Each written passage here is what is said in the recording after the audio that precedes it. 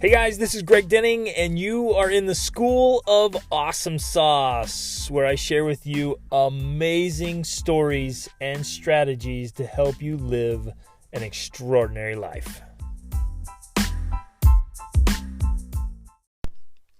Hey my friends, good morning. It's about 4:40 in the morning. Getting up early this morning. I love getting up early. I love mornings, man. When I can maintain a schedule that allows me to get up really early, it's so awesome because there's nobody awake. There's nobody awake in my house, and I don't see anybody even outside that's stirring. And so this is when I can get in my best quiet time. I get in my studies, my meditation, affirmations. I get my full morning routine in without any interruption. And man, you start the day with power. Whoa, I love it. In fact, I did a whole program on that called How to Totally Transform Your Life Before Breakfast, because I've been following a morning ritual and routine since I was 18. And man, it has made a gigantic positive difference in my life, because it's just a simple formula, you guys. The way you start your day is usually how the day goes. And then, of course, how your day goes is how your life goes, because life is made up of each of our days. So, man, it's fun and powerful to get up and do your morning routine. So, this isn't even what we're going to talk about today, but I'm going to throw this out here. That start your days the way you want to start your days. Starting with peace and with clarity and with energy. Like, get up and turn on your energy, turn on your motivation. A lot of us wake up. And I'll wake up and you just feel like, ugh, you have no motivation, no direction. And so, especially when you have days like that, you've got to stop and intentionally set your day, set your emotion, like choose the emotion for the day, choose the direction for the day, choose your actions and behaviors and attitudes and mindset for the day. And if you do that, man, it changes life for you and for those around you. It's awesome. It's powerful. So I wanted to talk about today something that's super important, and I kind of feel a little bit of a rant coming on here. So there's a little forewarning, because I've seen this again and again and again, and it's something. It's a big problem, and it just kind of gets. If we're not careful and like super deliberate, it literally can negatively affect all of us, and we're all susceptible to this, which I call it like a human malady, right? But we're all susceptible to this thing, and it's just wrong, man. It's just wrong, and so we have to guard ourselves and protect ourselves, because literally, I think every one of us, we're all susceptible to it.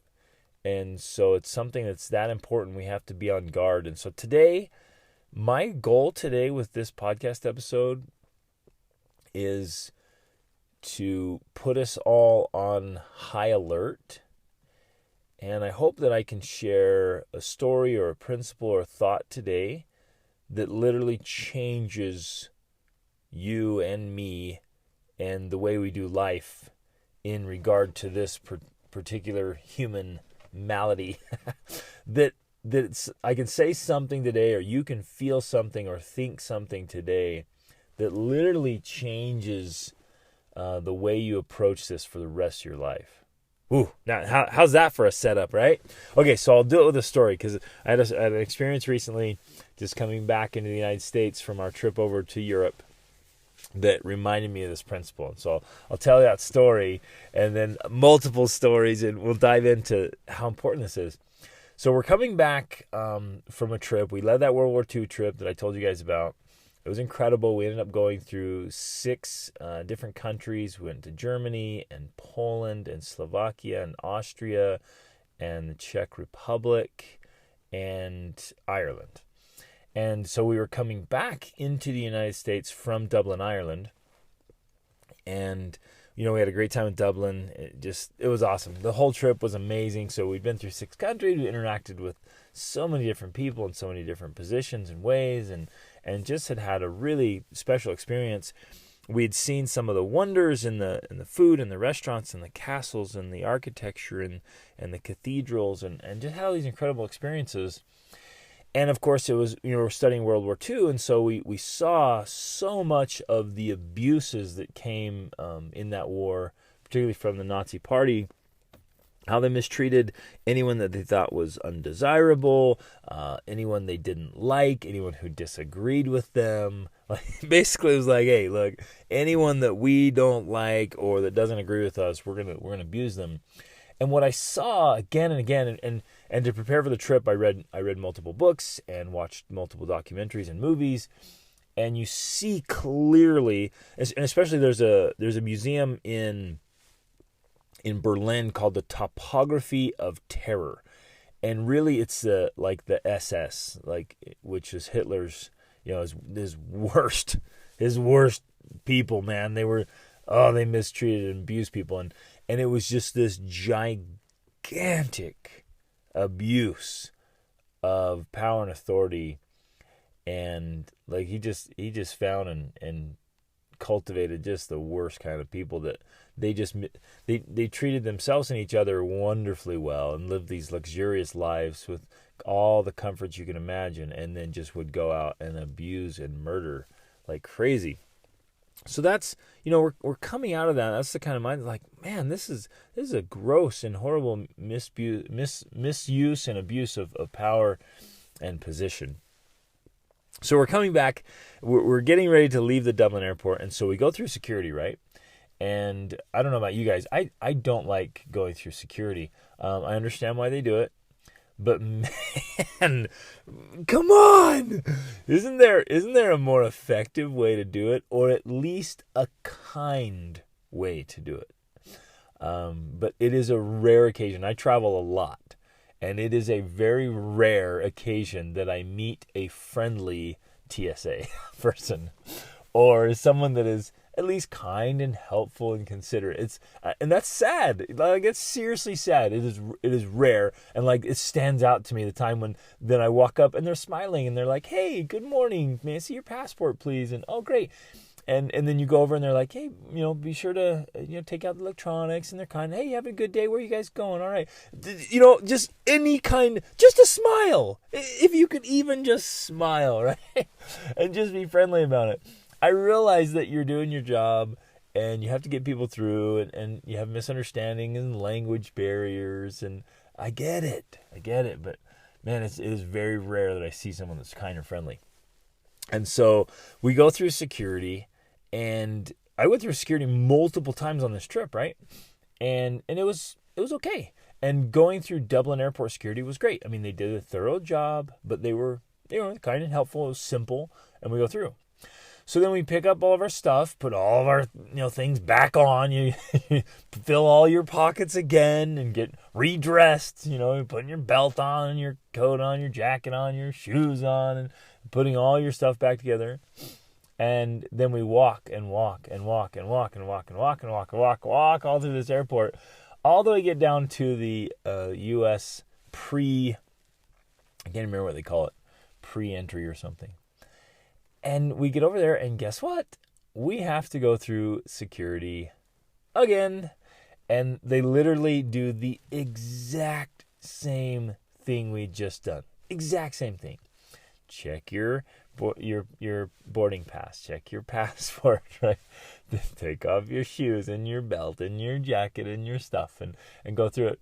But this time, they're like mean, right? This is the next level of meanness, and they're like rough with you, and they they push through, and I was like, you got to be kidding me. I'm like I literally just did this like 10 minutes ago or less.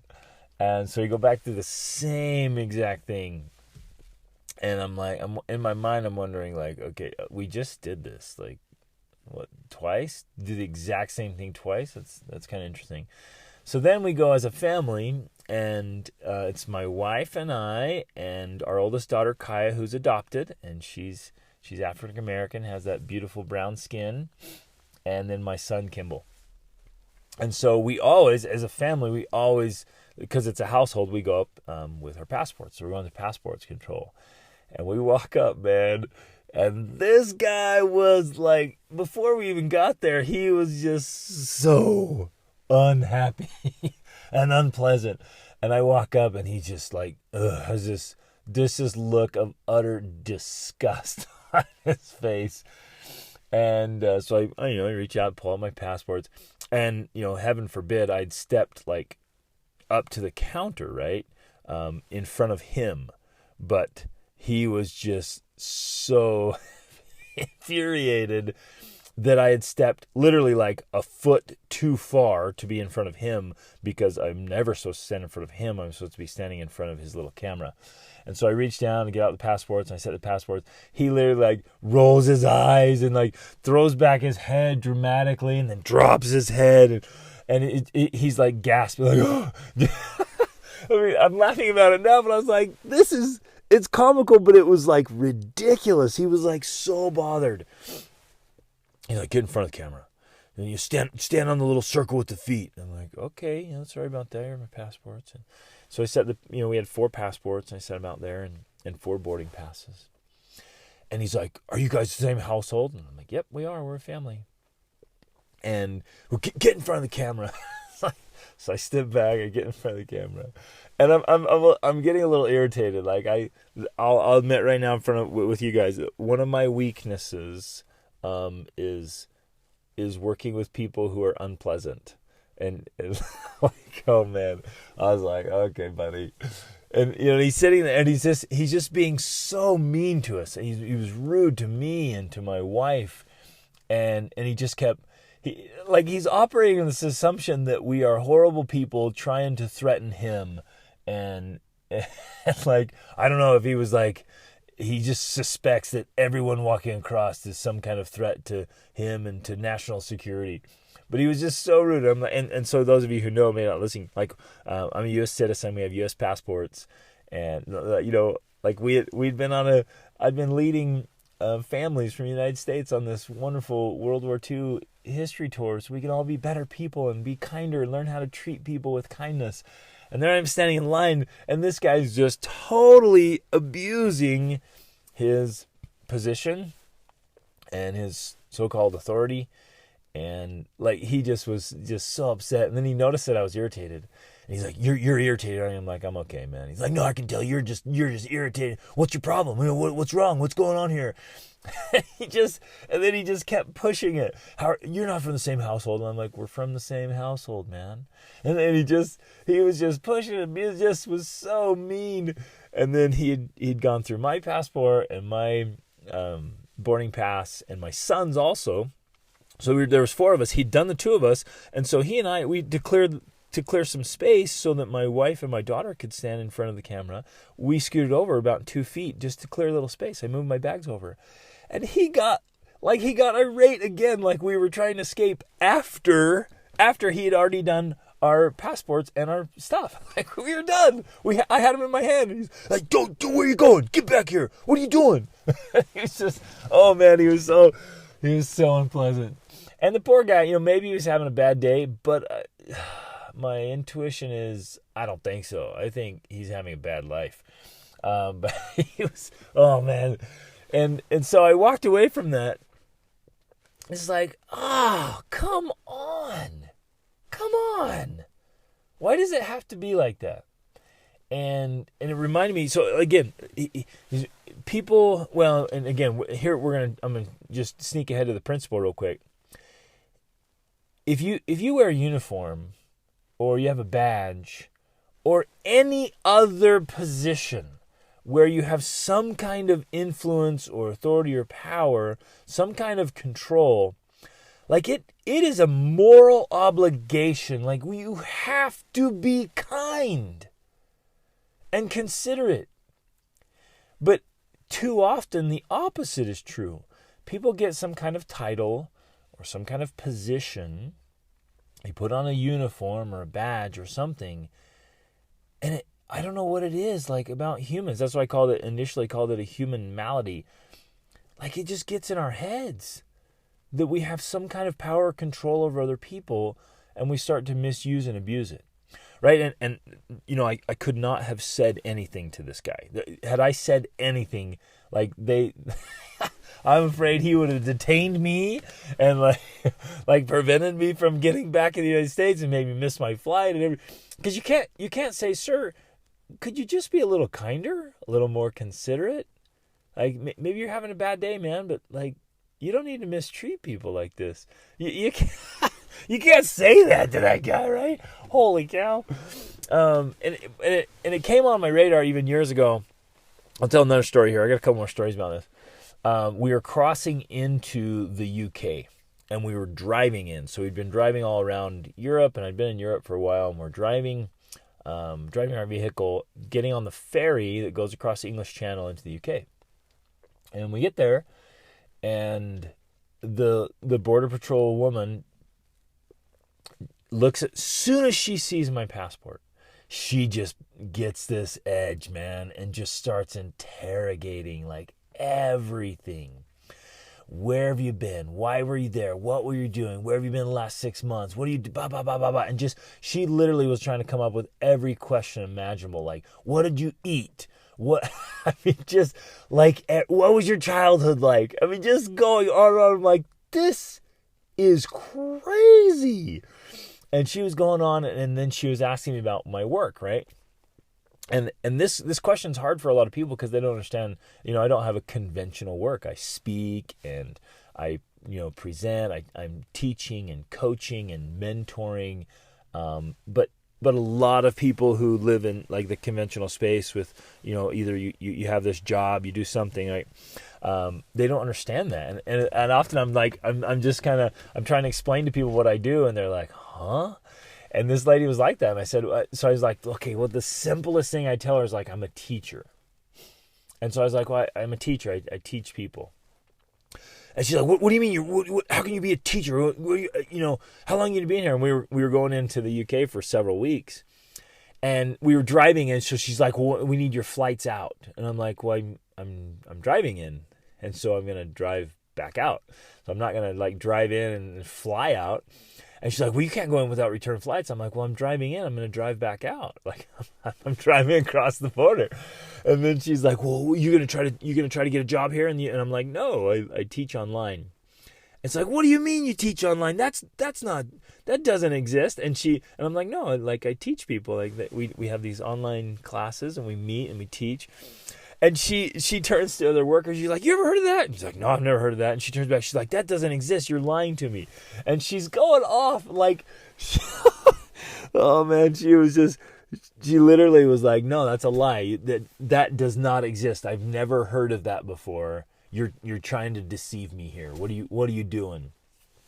Anyway, she ends up detaining us for like 3 hours, just interrogating. We missed our ferry. We had to then book another ferry way late. I mean, it was crazy. And I was like, and I'm like, why are you doing this? And then she just looks at me. She says, I'm returning the favor. Because she's like, whenever I go over to try to go in the U.S., I get interrogated and mistreated and abused, and I'm just returning the favor. You're welcome. And I was like, oh man. And it ended up, like, we were like, okay, whatever. We kept our cool the whole time. Okay, she's having a rough go of it, and we missed her, whatever. And we totally laugh about it now afterwards, especially because of this. She had never heard of anything online working, But anyways, I just tell those stories, and we've had other experiences like that. I had one at the border of Hungary where I could literally see the commotion up front, and like 3 cars in front. I was like, what is going on? And there's this border patrol guy there just yelling at everyone. Some dude in the other line got out of his car. He starts screaming at him to get back in his car. He's walking around every car just ranting and raving and yelling at the driver. And in my mind, I'm like, man, that driver must have done something really wrong. Then the next car, the car in front of me, same thing. Guy walks around the car ranting, raving, yelling at the driver. I'm like, what is the deal? And I'm like, okay, I'm going to be super cool and friendly with this guy. I'm going to smooth things out here. It'll be nice. I get up there. I roll down my window. He starts ranting and raving and yelling at me, walking around my car. I get out, and he's just going off on and on and on. How he doesn't like my car. He doesn't like the tires. And I had this trailer. He's like, I hate your trailer. You can't bring this trailer. And He just, like, he was looking for anything. Anyways, we got turned around. We couldn't get into Hungary because of that guy. He just was like, no, I'm never letting you into my country. Your car. And I had like my dream car. It was a Land Rover Defender. And he was just, he just didn't like it. And he didn't like the trailer. And he didn't like us. And so he turned us away. And I went over to the other border control people, and they literally just had their heads down, and they just, look up. And this is all in broken English that he's just yelling at me and saying all this stuff. And they were just like, I'm so sorry. I'm so sorry.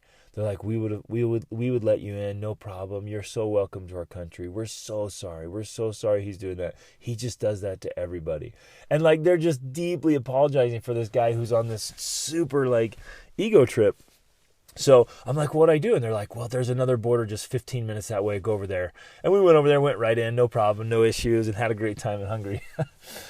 But those stories just illustrate the principle. So here's the principle, you guys. Every one of us, I think, has a position of authority or power. We all have some kind of influence over other people. And whether that's, in your church, because I've seen that in the church. I'd go to church and you see church leaders, just same thing, abusing the title or the position or the authority. I've seen it in nonprofit organizations that I've worked with. Somebody gets into a position that they think is authority or powerful, and they want to have control, and they totally abuse it and mistreat their volunteers and mistreat their other workers and mistreat the people they're serving. And I've seen it in businesses, of course. One of the greatest dangers of a management position is exactly that they actually are trying to manage instead of lead. So if you're ever in a management position, remember, you guys, we manage things, not people. We lead people. We manage things, we lead people. But one of the greatest dangers there of a management position is trying to manage people. And it's the iconic, right? It's the story from The Office, and the story that we hear again and again and again, all the jokes and all the stories about these managers, these nightmare managers that are trying to control and manipulate people instead of trying to lead them and work with them. And we even see it in families, my friends, even in families, where I've observed many, many, many parents do the same thing. They misuse and abuse their power and influence as a parent. They say things like, "Because I say so, that's why," right? You're like, "No, don't say that. No, oh." And we misuse it and abuse it. Now, again, like I started in the beginning, we are all susceptible to this. Every one of us. I don't know what it is. You've been given a position, and maybe you've experienced this, I'm sure, with other people, and maybe even yourself when you get in some kind of position of authority or whatever power. It's, if you're not super careful and intentional, it just gets into your head. And you get this spot of like, I got to tell people what to do. And like, if they don't do what I think, then I'm going to make their lives miserable, right? And so I wanted to share this principle that for you and for me, and any time we have a position of influence or power, whether that comes from being well known, whether that comes from being wealthy, whether that comes from a position or a title, you become the president or the CEO, or you're leading some kind of organization, you get called to be a pastor or a bishop or a leader in any way, or you start or work with a nonprofit or any kind of organization. You're the chair of your choir or band or your hobby group, whatever it is, anything. Then especially in those moments, you and I have a responsibility and an obligation to be extra kind. You with me? Like to go like above and beyond in kindness, in gentleness, in empathy. And some of you right now will be like, yeah, but I work with knuckleheads and I'm trying to tell, people are idiots, right? And it's easy, my friends, and here's the warning and here's the danger. It's easy to kind of take on this attitude and think that everybody else is an idiot, and you're not. You're the only one who gets it, right? And And honestly, people do make mistakes. Like, I think it was Einstein who said, one of the greatest certainties in the world is human stupidity, right? Yeah, that's the one thing that's for sure, is that we all, as human beings, have idiot-syncrasies, as somebody one time said. We have these idiot-syncrasies, right? And I get it. that we work with people, and working with people's hard. But that's why we have to be better. That's precisely why we have to be patient, and we have to be kind, and we have to be considerate, and we have to remember where they're coming from, right? And that circles back to exactly what we're talking about today. Even the people who are misusing and abusing their powers, we have to remember where they're coming from. Maybe they had a really rough childhood. Maybe they were abused. Maybe they were mistreated. Maybe they're just turning around and doing what they think that's the only way to get things done. And I want to emphasize today that, physical force is like the lowest form of influence.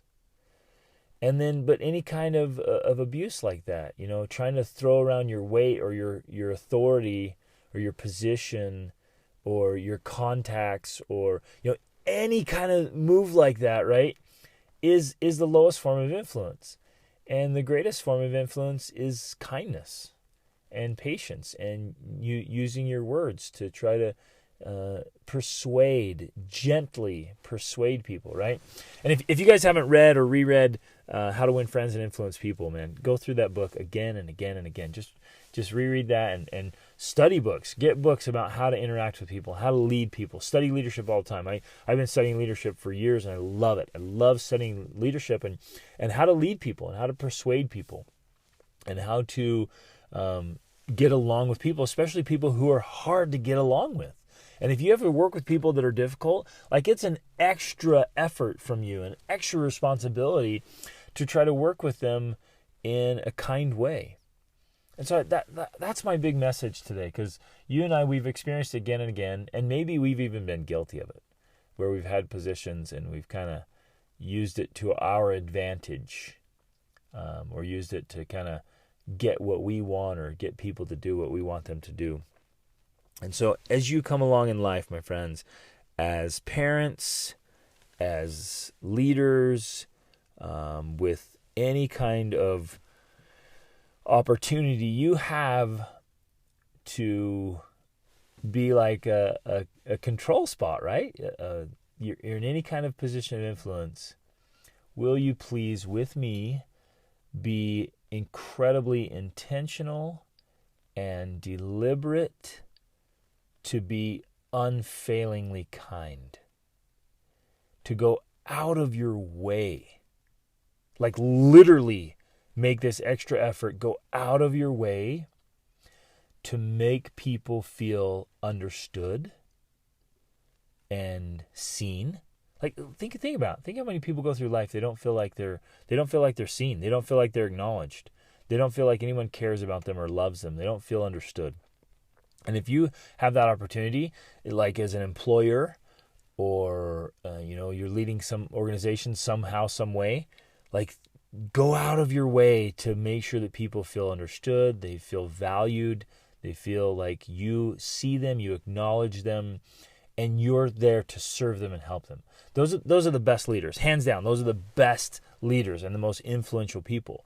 You think of the greats like Gandhi and Mother Teresa, and the way they led with so much compassion and consideration for the people in their influence.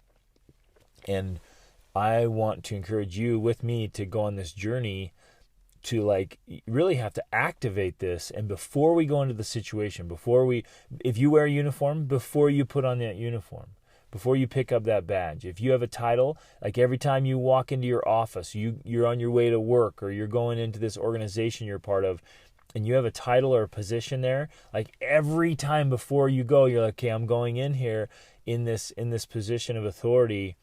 I have to be a servant leader. I have to serve the people. I'm here to help them, right? I'm here to, like, make them feel better.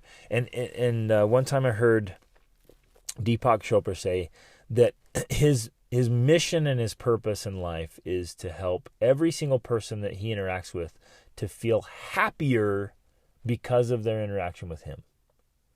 Like, wow, what a beautiful thing.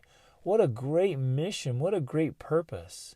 And when you do that same thing, and especially I think we have to do that same thing if wherever your position is as a parent, like how can I persuade these children and not just tell them they have to do it because I say so, right?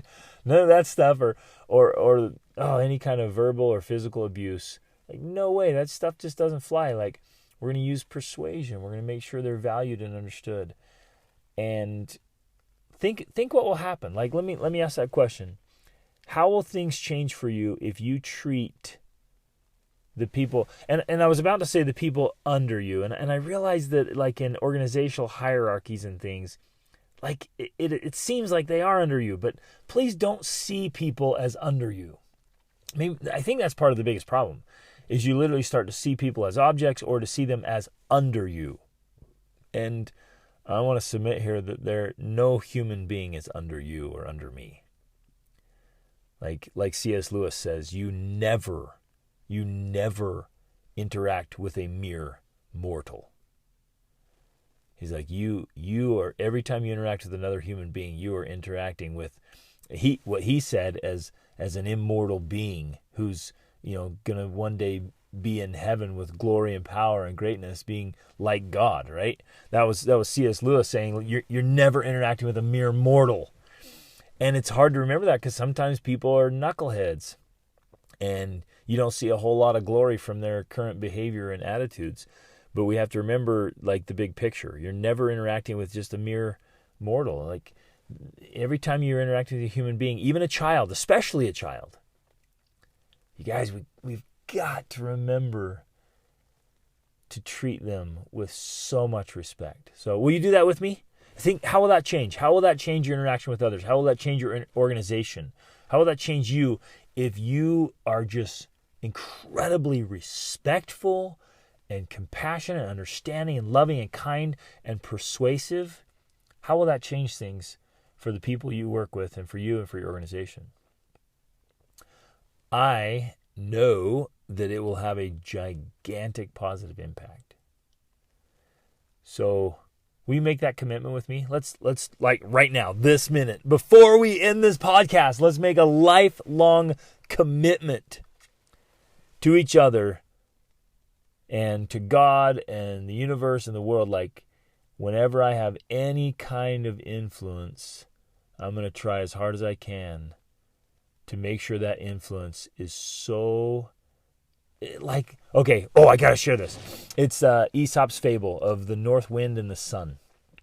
Right? You guys familiar with this one? Where there's a guy walking along with his coat on, and the north wind says to the sun, like, let's have a little bit of a challenge here. Let's see which one of us can get this guy's coat off.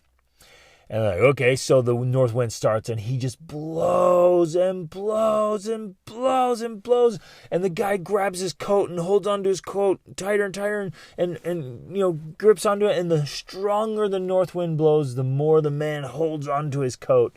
And the north wind blows until exhaustion, and the man just holds onto his coat tighter and tighter and tighter. And then the sun says, well, it's my turn.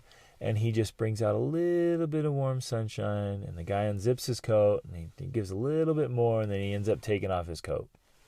And I love that fable because it illustrates exactly what we're talking about here.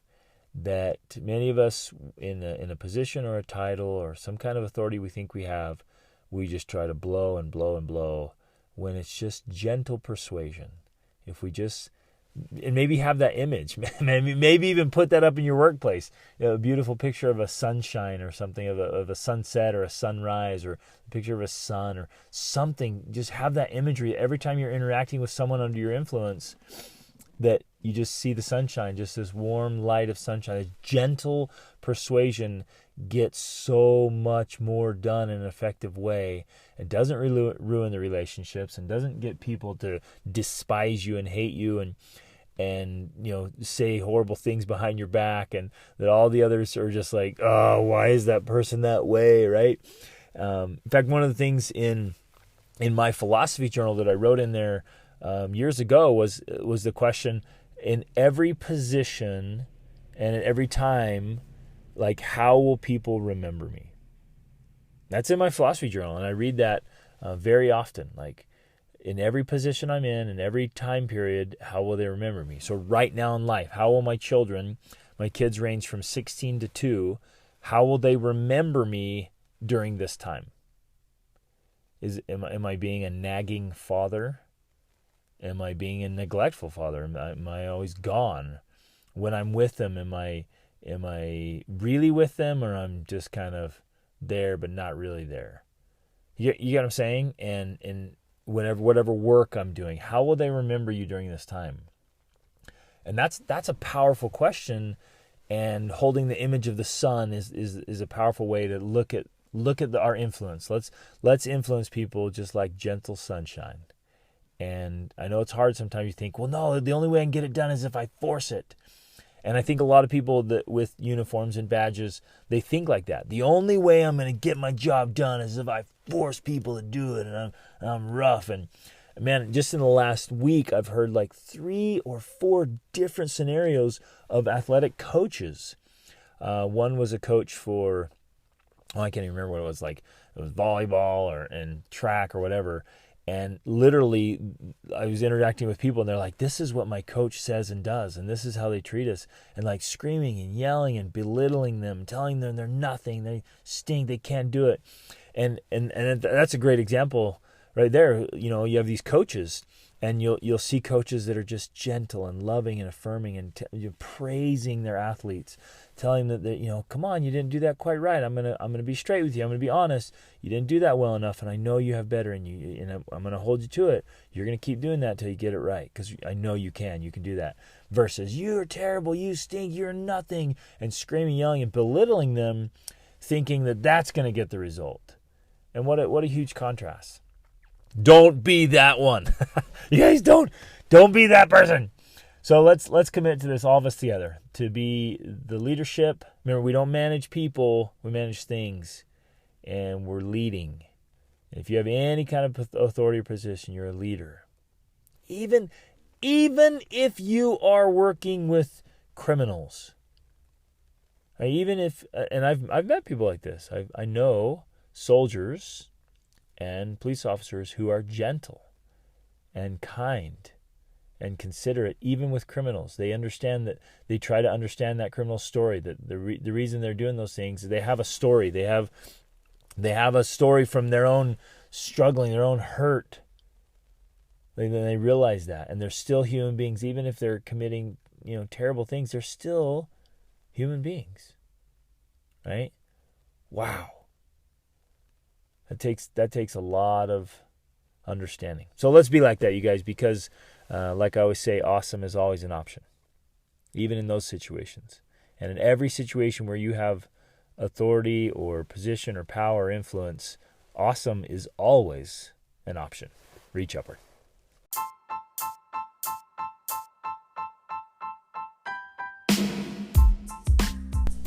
Hey everybody, thanks so much for listening to this episode. I hope you got a lot of value out of it and found some things that you can apply to your life right away. Hey, I'm being totally sincere when I say I live to help you live your extraordinary life. So I hope you'll reach out to me if you have any questions, or let me know how I can help you in any important area of your life. And in fact, this podcast is brought to you by the School of Awesome Sauce monthly coaching program.